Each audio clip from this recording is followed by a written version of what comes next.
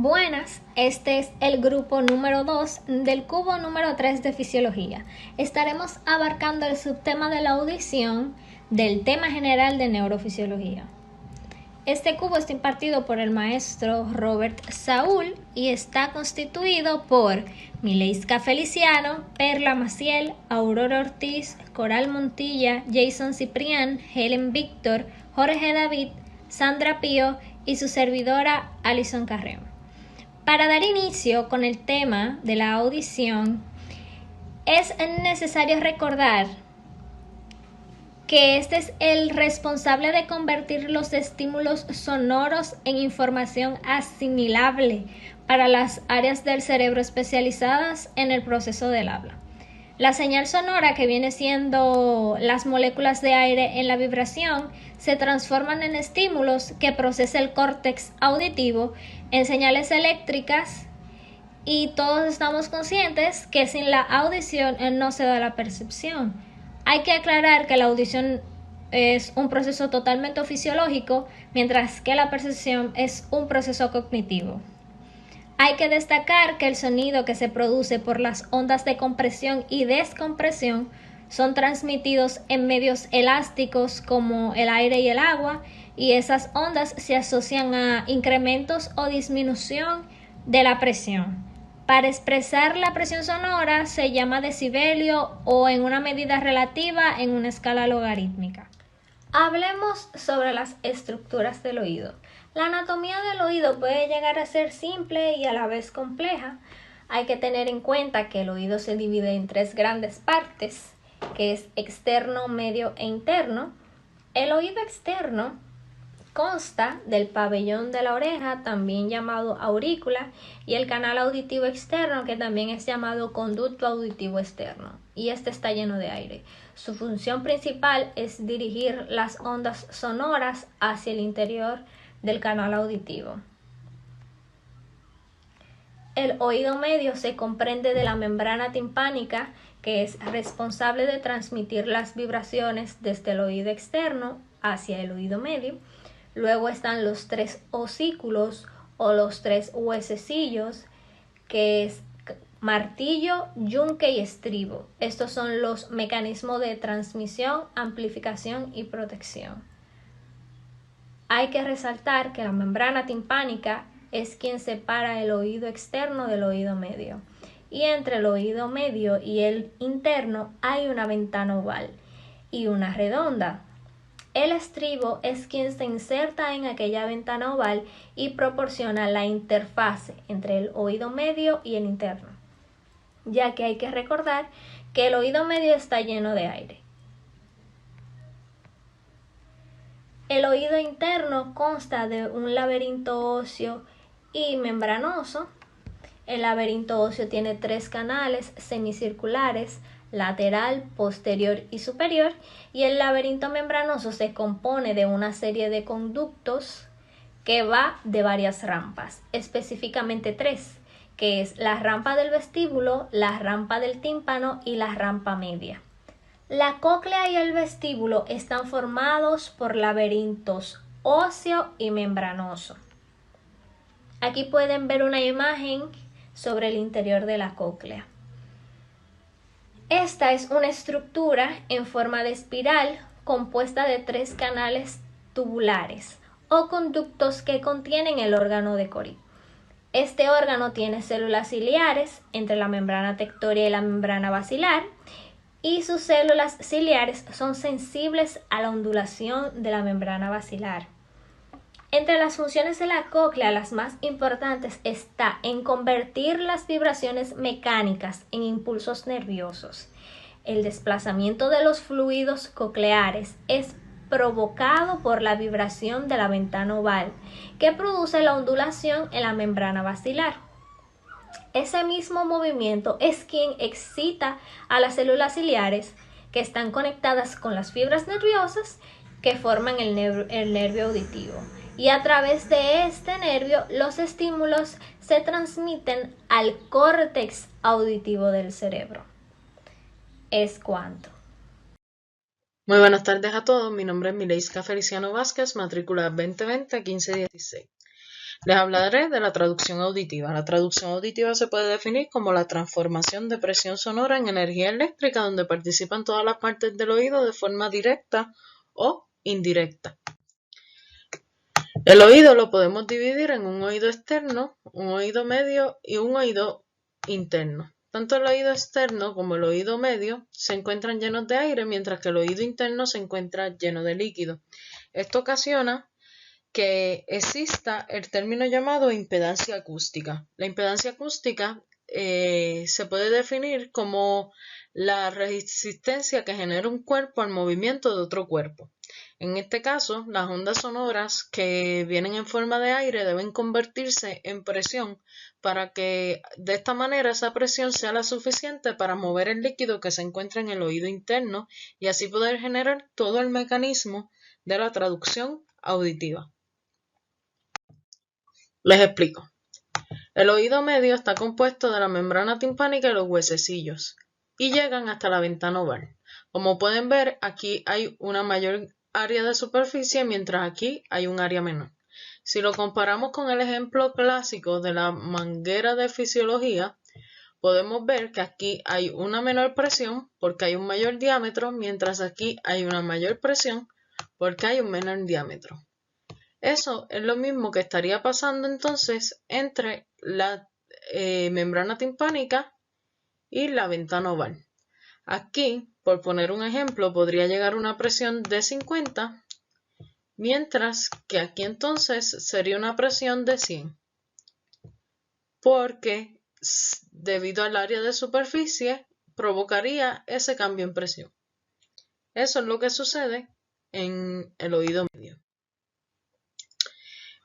De forma general, las ondas entran, pasan a través del oído hasta llegar a la membrana. En la membrana generan la transformación de energía mecánica cinética que genera una presión en la ventana oval que generará entonces el movimiento en el líquido que se encuentra en la cóclea, generando así el mecanismo de traducción auditiva que conllevará a que el nervio vestíbulo coclear transmita la información hacia el sistema nervioso central.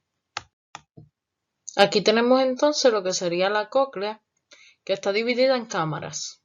Entonces cada cámara tiene un líquido adentro, el vestíbulo de la rampa y la rampa timpánica perilinfa, mientras que la rampa media endolinfa secretada por la estría vascular.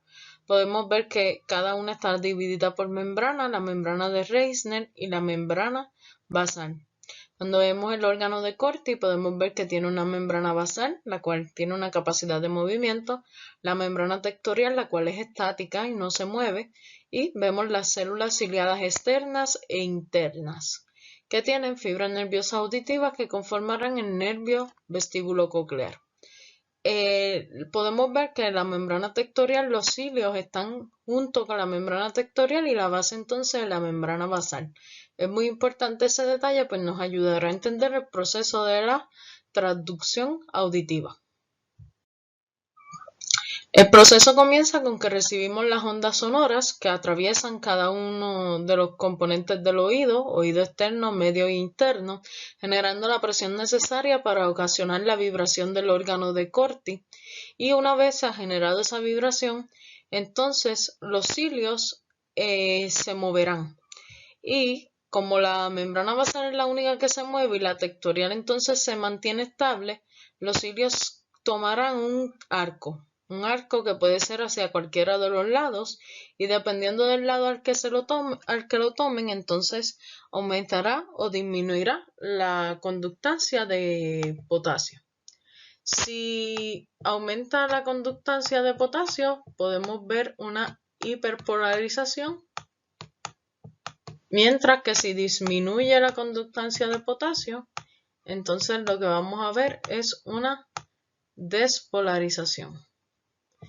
En la despolarización, entonces provocará que los canales dependientes de voltaje de calcio que están en las células ciliadas abran, y al abrir los canales de calcio, entonces provocarán que el calcio entre. Al calcio entrar, ayudará a que las vesículas que contienen el neurotransmisor glutamato se fusionen, liberando así el glutamato, que es un neurotransmisor excitatorio, y este comenzará a crear potencial de acción en el nervio vestíbulo coclear hasta llegar al sistema nervioso central. Aquí vemos la imagen que tenemos en nuestro libro como tal. Las ondas sonoras llegan, provocando vibración del órgano de Corti. Esto provocará la inclinación de los cilios de las células ciliadas, porque membrana tectorial no se mueve, membrana basal sí.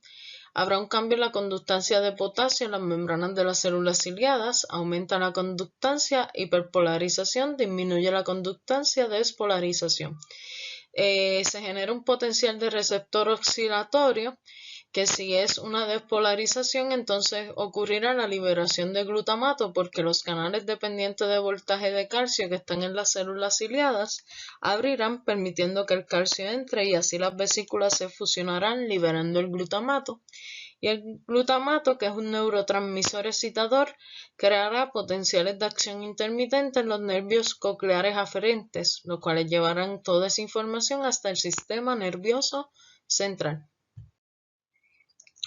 La traducción auditiva no termina ahí, sino que tiene que llevarse lo que es la codificación del sonido que se recibe. Esa codificación se da por frecuencias altas o frecuencias bajas. La frecuencia no es igual que el volumen, ¿verdad? Hay que aclarar eso.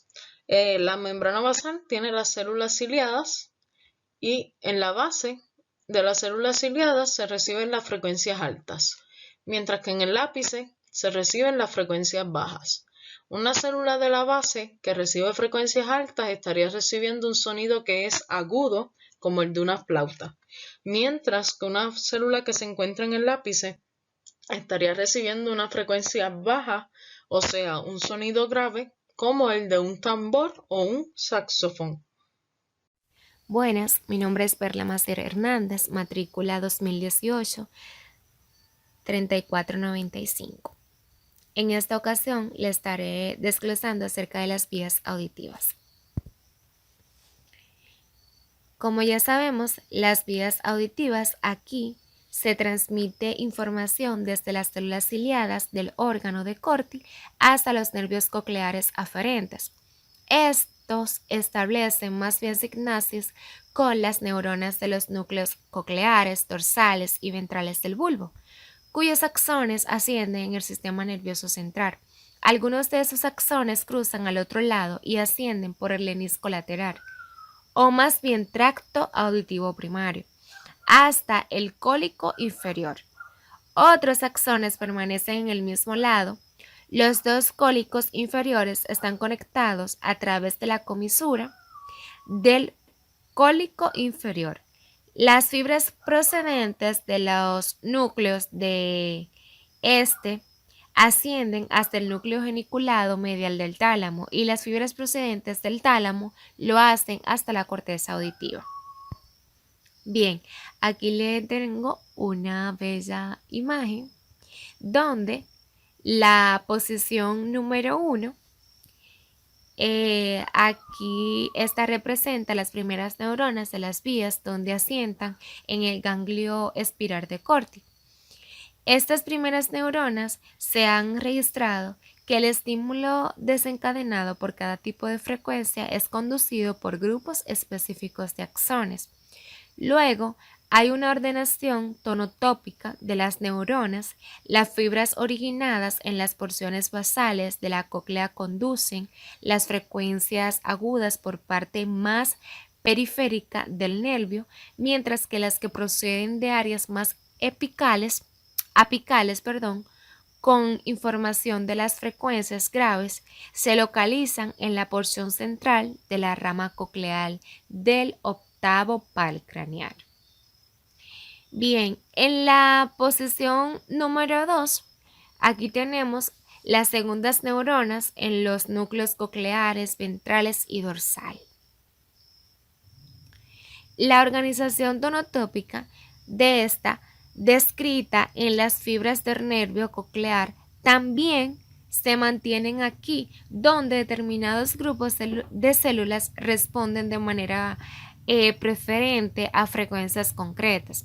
Las fibras del núcleo coclear ventral en su mayor parte se dirigen el complejo olivar superior, otras siguen por el lenisco lateral o más bien cinta raíl, y también las que parten del núcleo coclear dorsal se dirigen al núcleo dorsal del lenisco lateral y el tubérculo cuadrigémino inferior o también llamado colículo inferior.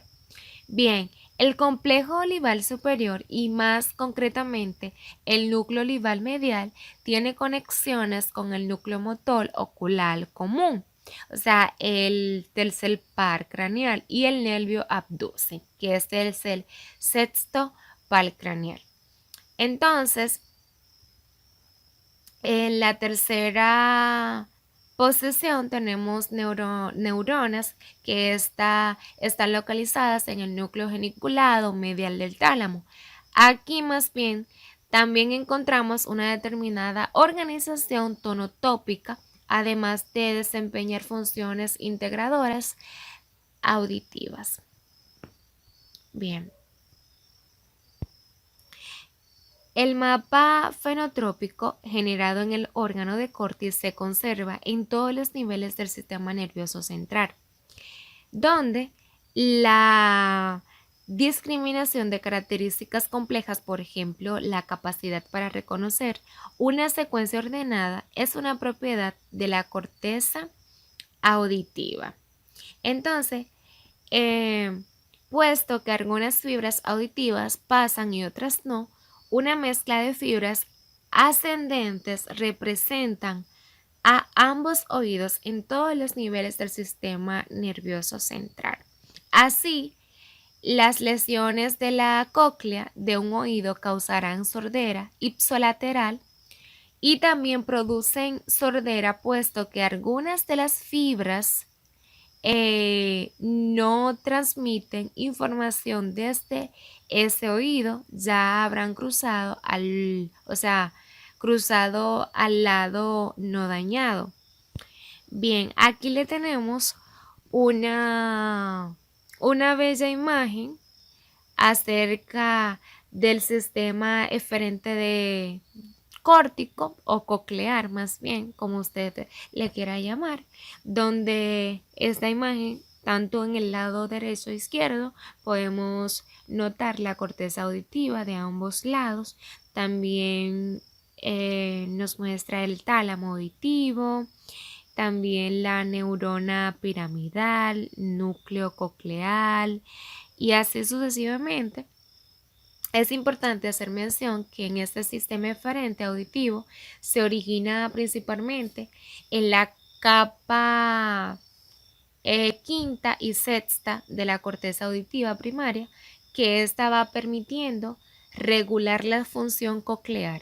También las vías descendentes van a proyectar a través de dos circuitos. El primero, signata, con neuronas del tálamo auditivo o también llamado cuerpo geniculado medial, y la segunda se dirige a otros núcleos subcorticales tales como el colículo inferior, el núcleo coclear y el complejo olivar superior. Es cuanto de mi parte, muchas gracias. Mi nombre es Aurora Ortiz y yo voy a estar hablando acerca del sistema vestibular. El sistema vestibular humano es aquel que se encuentra en el oído interno y regula nuestro propio movimiento. Este sistema detecta el movimiento en colaboración con los sistemas propioceptivo y visual. Está inervado por el octavo par craneal, vestíbulo coclear. Este a su vez se divide en dos partes: la parte coclear, que se encarga de la audición o captación sensorial de los sonidos, y la parte vestibular, que sensorial igual, se encarga del equilibrio. El sistema vestibular, para realizar su función, lo hace a través de dos receptores, que son el aparato otolítico, que está formado por el utrículo y el sáculo, y está en los canales semicirculares. El aparato otolítico no es más que aquel que se encarga de detectar la posición de la cabeza y el cuerpo en el espacio y de controlar la postura. Mientras que los canales semicirculares, dentro de los cuales están la endofilia y las células ciliadas, que se mueven según el movimiento de la cabeza y transmiten impulsos al cerebro, son los que se encargan de llevar la información al cerebro de cómo se está moviendo la cabeza para que se pueda acomodarse y mantener el equilibrio. Cualquier posición o movimiento que nuestra cabeza realice tendrá como resultado la estimulación de alguna de las células ciliadas receptoras vestibulares, y cuando el oído y el cerebro son afectados por uno de estos movimientos, se lleva la información al cerebro y este manda el impulso o la información que hace que se produzca la acomodación y podamos mantener el equilibrio. Pero si la interacción es con algún tipo de enfermedad que afecta al cerebro o al oído interno, pues ya tendremos apariciones como los nistagmos, que es lo que conocemos como incapacidad para enfocar, o es cuando los ojos dan vueltas, como lo vemos en la primera imagen. Dificultad para leer, porque si no podemos enfocar o detenernos en un solo lugar, no podemos leer. Hay dificultad para caminar, porque se ve afectada la parte vestibular. Incapacidad para mantener la postura, también por afección en la parte vestibular. Y lo que conocemos como vértigo, que lo representa en la imagen de abajo, a la derecha, que la persona no puede estar parado, no puede estar acostado, sentado, porque tiene sensación de mareo, de que se está cayendo a causa de que no tiene control sobre su equilibrio. Es cuanto. Hola, mi nombre es Joyce Coral Montilla López, matriculada como 2019-0219, y en esta ocasión le estaré hablando sobre lo que es el órgano vestibular. Comencemos. El órgano vestibular se encuentra en el interior del hueso temporal, o sea, en el oído interno. Este es adyacente al aparato auditivo que es la cóclea. El órgano vestibular consiste en un laberinto membranoso en el interior del laberinto óseo. ¿Pero qué son esos laberintos? Estos laberintos son parte del oído interno. El laberinto óseo se ubica en la cavidad petrosa del hueso temporal y está formado por una cavidad central que recibe el nombre de vestíbulo, también 3 conductos semicirculares y, por supuesto, la cóclea o el caracol, como algunos prefieren decirle. El laberinto membranoso está formado por un conjunto de vesículas y conductos que contienen en su interior endolinfas. Estos se pueden dividir en dos: un laberinto anterior, que es donde está el órgano auditivo, y el laberinto posterior, donde está el órgano del equilibrio, que está compuesto por el utrículo, el sáculo y los conductos semicirculares. Estos los conoceremos a continuación. Los canales semicirculares. Estos tienen como función detectar las aceleraciones angulares o rotatorias de la cabeza. Cada canal está lleno de endolinfas y tiene un agrandamiento en un extremo que se denomina ampolla. Ya hemos mencionado varias veces lo que es la palabra endolinfas y tenemos que saber qué es. Bueno, la endolinfa es un líquido albuminoso que llena el laberinto membranoso del oído interno. La función de las endolinfas es que se desplaza por el interior de los conductos auditivos en función de los movimientos que realiza el individuo. O sea, cuando el individuo ejerce una aceleración rotatoria o angular, la endolinfa se mueve en el oído. La ampolla tiene células ciliares vestibulares cubiertas por una masa gelatinosa llamada cúpula. Durante la aceleración angular de la cabeza, la cúpula se desplaza, provocando la excitación o la inhibición de las células ciliares. Los órganos con otolitos. Estos se encargan de detectar la aceleración lineal con la fuerza gravitatoria y son dos. Primero tenemos el utrículo. Este está fuertemente adherido a un receso elíptico por tejidos conectivos y por ramas del nervio vestibular. También tenemos el sáculo, que este posee una forma ovoidea y es de menor tamaño que el utrículo.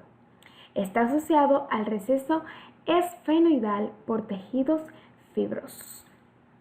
Cada uno de ellos posee sensores receptores, o sea, una mácula, que está ubicada en un ángulo opuesto y consiste en células ciliares y pequeños cristales de calcio carbonatado, que es a lo que se llama otolitos. Por eso reciben el nombre de otolitos, porque estos son los únicos que contienen este cristal carbonatado.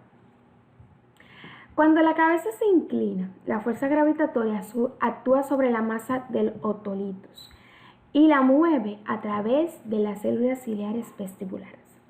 Entonces, las células ciliares se activan y se inhiben y alertan a la persona sobre el cambio de posición de la cabeza.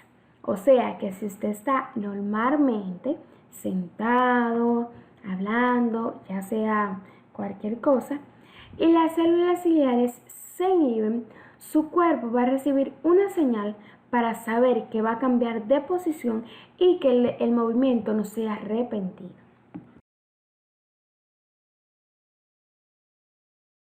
Descripción gráfica o una diferencia gráfica de lo que es los conductos semicirculares o canales semicirculares y lo que es los órganos con otolitos. En los canales semicirculares la aceleración es angular o rotatoria, o sea, cuando tú giras a la cabeza, como vemos en la posición A, gira la cabeza, o en la posición B.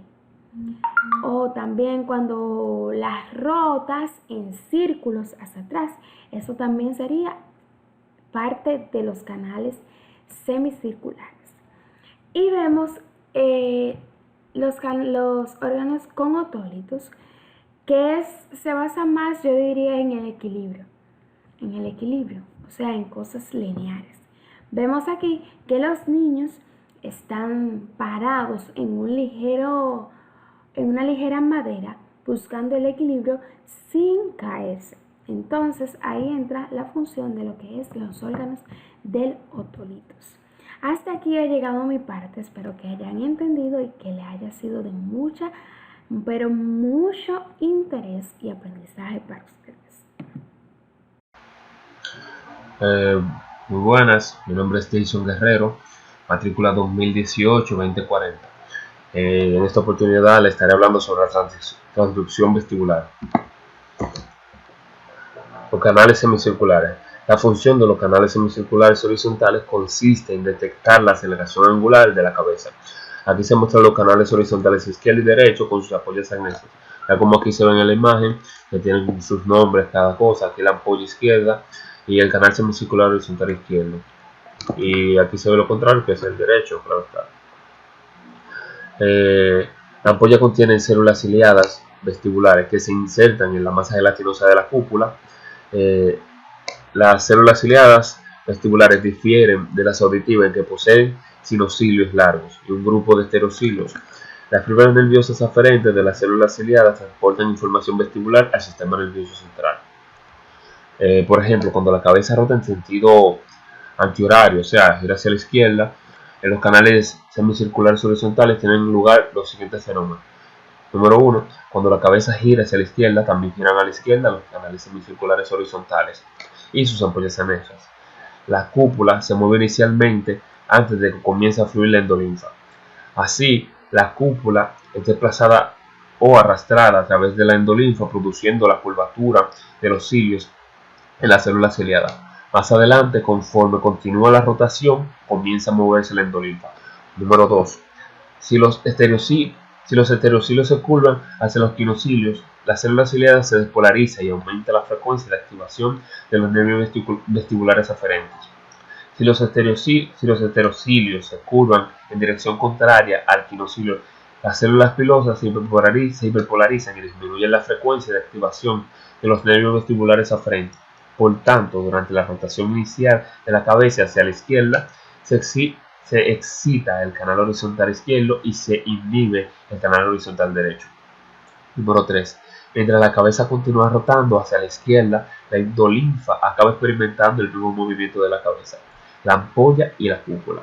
Los cilios retornan ahora a sus posiciones originales y las células ciliadas ni se despolarizan ni se hiperpolarizan. Número 4. Cuando la cabeza deja de girar, ocurre los mismos fenómenos, pero a la inversa. Durante el periodo breve, la endolinfa continúa moviéndose y empuja a la cúpula y los quinocilios de sus células ciliadas en dirección opuesta. Así, si la célula ciliada se despolarizó en la rotación inicial, ahora se hiperpolarizará, con inhibición de la señal de salida de los nervios aferentes. Si la célula ciliada se hiperpolarizó en la rotación inicial, ahora se despolarizará, con excitación de la señal de salida del nervio aferente. Así, cuando la cabeza deje de moverse hacia la izquierda, se inhibe el canal horizontal izquierdo y se excita el canal derecho. En resumen, lo que podemos ver es que la rotación de la cabeza hacia la izquierda estimula los canales semicirculares izquierdos y la rotación a la derecha estimula los canales semicirculares derechos. Gracias. Mi nombre es Helen Víctor Rodríguez y voy a estar hablando acerca de los órganos con otolitos.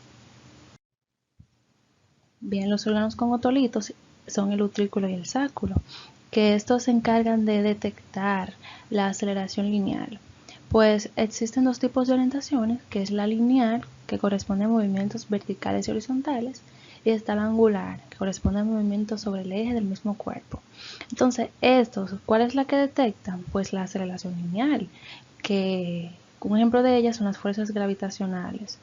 Entonces, dentro de estos órganos está una masa de otolitos que está compuesta por mucopolisacáridos y cristales de carbonato de calcio, que se encuentra situada sobre las células pilosas vestibulares como en una forma de almohada. También dentro de estos están las células ciliares, entre otras cosas. Pues, ¿cuál es la función de estos otolitos? Esto permiten al organismo, nos permiten notar las aceleraciones, la dirección de la gravedad y a la vez el equilibrio. Cuando se inclina la cabeza, las fuerzas gravitacionales actúan sobre la masa de otolitos y la mueven a través de las células ciliadas vestibulares. Las células ciliadas se activan o se inhiben y alertan a la persona sobre el cambio de posición de la cabeza. Pues la mácula, que es la masa que contiene los otolitos, es súper sensible a la aceleración lineal.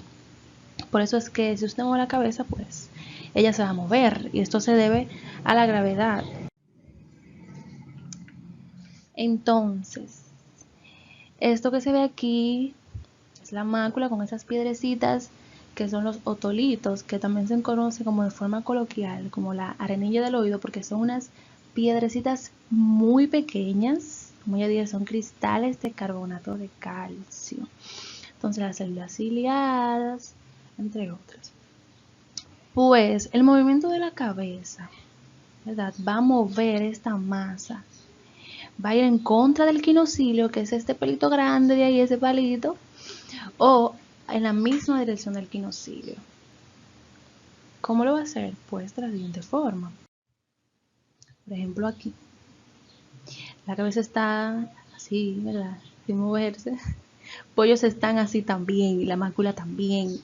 Entonces, a la cabeza inclinarse hacia atrás, vemos aquí que se mueve la mácula y que los esterocilios, esos pelitos pequeños, van en contra de donde está el quinocilio. Entonces, si va a la dirección del quinocilio o en contra del quinocilio, esto va a provocar una despolarización o una hiperpolarización. ¿De qué forma? Pues de la siguiente. Aquí se ve mejor. Esterocilios y quinocilio. Por ejemplo, un ejemplo de ello, si hay una rotación antihoraria de la cabeza, ¿verdad? Hacia la izquierda. Entonces, la ampolla izquierda, aquí, en esto de aquí, va a provocar una excitación o despolarización. ¿Pero por qué? Bueno, aquí se ve que los esterocilos van en la misma dirección del quinocilio, del palito grande, pero entonces en la ampolla derecha va a pasar lo contrario, va a haber una hiperpolarización o una inhibición, o sea que los esterocilos van a ir en contra de donde está el quinocilio. ¿Pero por qué pasa esto?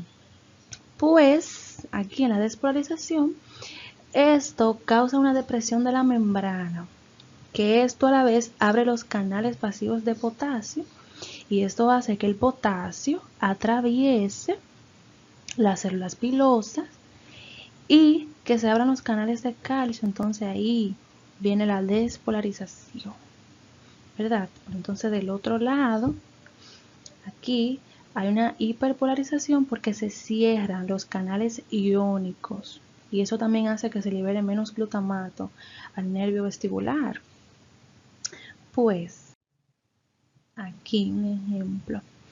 Cuando la cabeza está en posición vertical, la mácula del utrículo se encuentra orientada horizontalmente y del sacro verticalmente. En el utrículo, la inclinación de la cabeza hacia adelante o en sentido lateral causa la excitación, es decir, la despolarización del utrículo ipsolateral. Pero la inclinación de la cabeza hacia atrás o en sentido medial provoca la inhibición del utrículo ipsolateral, o sea, la despolarización de un lado y la despolarización del otro lado. Entonces, este activa las células y entonces hace que se inclinen, por ejemplo aquí. Ya no puedo devolverme. Que se inclinen hacia el lado del quinocilio. Entonces, cuando se inclina del lado del quinocilio, del quinocilio, hay una despolarización. Pero en el sacro, que este responde a los movimientos de la cabeza en todas las direcciones, porque muchas veces se ayudan de los canales semicirculares. Entonces, las células ciliadas del sacro son excitadas con los movimientos tanto hacia adelante como hacia atrás, es decir, con el cabeceo, y tanto laterales como mediales, es decir, con el balanceo. El sacro también responde a los movimientos de subida y de bajada de la cabeza. Pues, como la mácula del sacro es vertical, entonces los cilios de esta están inclinados hacia abajo por la gravedad. Bien, hasta aquí. Mi nombre es Jorge David Oviedo Santana, matrícula 2018-3212, y yo estaré hablando sobre las vías vestibulares. Las vías vestibulares son aquellas que comienzan con los receptores en los canales semicirculares anterior, lateral y posterior, que brindan información sobre la aceleración angular en utrículo y sacro, los cuales brindan información sobre la aceleración lineal, horizontal y vertical. Luego se unen con la neurona bipolar, ubicada en el ganglio vestibular situado en el fondo del conducto auditivo interno. El otro axón de la neurona forma el nervio vestibular, el cual sale por el conducto auditivo interno y se dirige entonces al surco bulboprotuberancial en el tallo cerebral, que se encuentra junto con el nervio coclear, y se inserta también por la parte más lateral de dicho surco.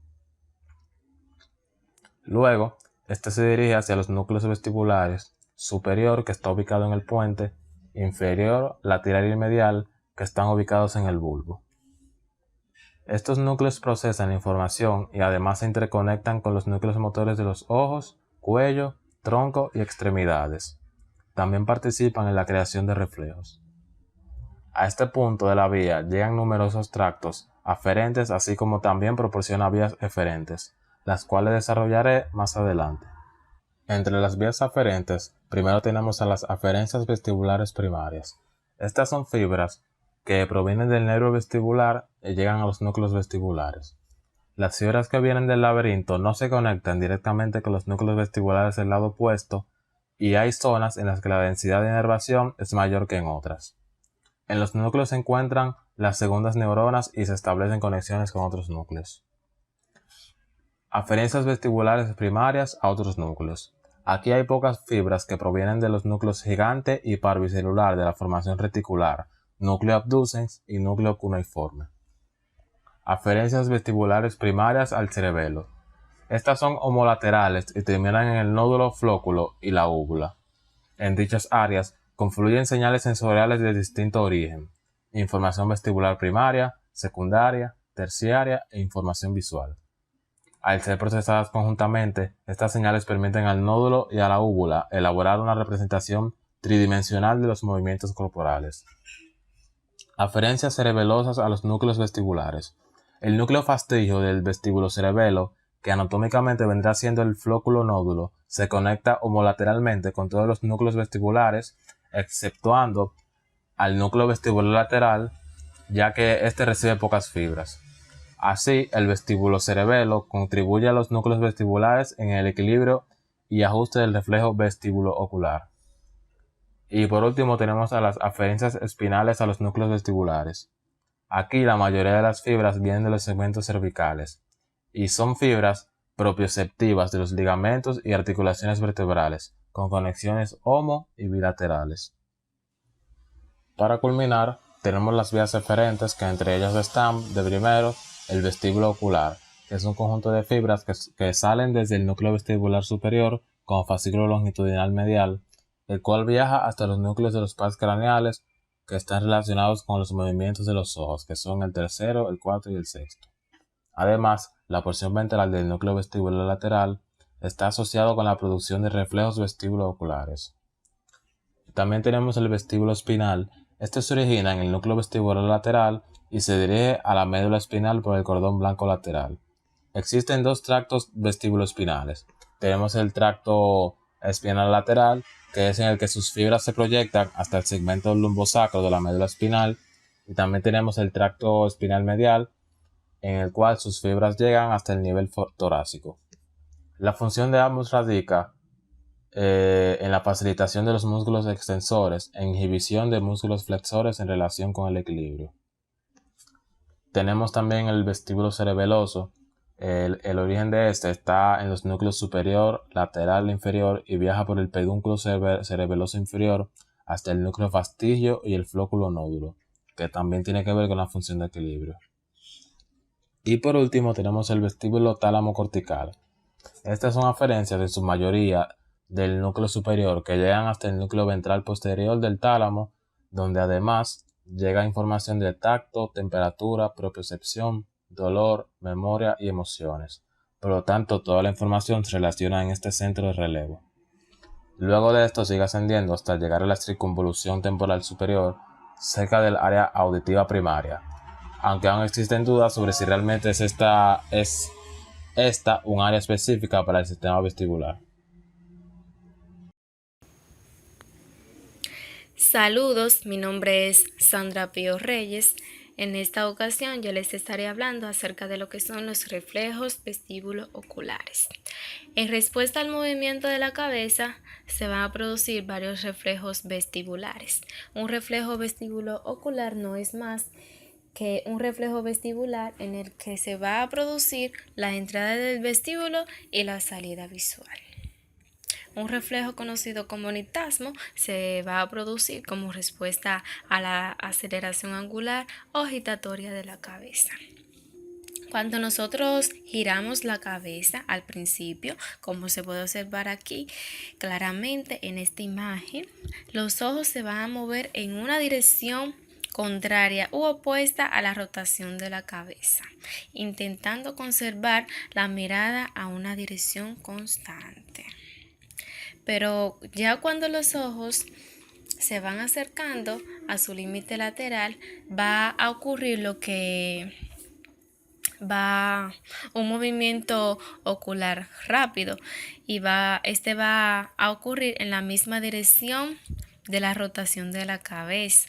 Esto se va a llamar movimiento rápido del niptasmo. Pero si la rotación ocular se detiene bruscamente, los ojos se van a mover en una dirección opuesta a la del giro original. Este movimiento ocular se va a llamar niptasmo postrotatorio. Y aquí lo que hay una estimulación de los músculos extensores contralaterales, porque aquí la persona va a estar creyendo que está girando la cabeza, que va a estar girando en dirección opuesta. Van a existir lo que son varias pruebas de los reflejos vestibulo-oculares. Esta prueba son la prueba de Barani y prueba oculovestibular, que mide la función vestibular. Y se va a evaluar a partir del nistagmo y del nistagmo postrotatorio. Entonces, la prueba de Barani, como podemos observar aquí en esta imagen A, lo que vamos a hacer es que vamos a sentar al paciente en una silla, le vamos a dar 10 revoluciones. Entonces, un paciente que tenga sus reflejos vestibulo-oculares normales, la rotación a la derecha va a provocar el nistagmo rotatorio derecho, el nistagmo postrotatorio izquierdo y la caída hacia la derecha durante el periodo que sigue la siguiente rotación. Entonces, de modo similar, va a ocurrir con la rotación hacia la izquierda, que va a provocar nistagmo rotatorio izquierdo y nistagmo postrotatorio derecho y la caída hacia la izquierda durante el periodo postrotatorio. Y la prueba oculovestibular va a consistir en que nosotros vamos a recostar al paciente y vamos a inclinarle la cabeza hacia atrás unos 60 grados y vamos a estar estimulando por separado los canales semicirculares horizontales derecho e izquierdo. Y entonces después de esto se va a hacer un enjuagado del oído con agua caliente o fría, que esto va a provocar el reflujo de la endofilia, que va a desviar la cúpula como si se rotase la cabeza. Se va a producir un nistagmo durante unos 2 minutos. Entonces, el agua caliente lo que va a hacer que va a provocar que el nistagmo se haga hacia el lado tratado y la estimulación con agua fría va a provocar que se haga un nistagmo hacia el lado no tratado. Eso es todo de mi parte. Gracias por su atención.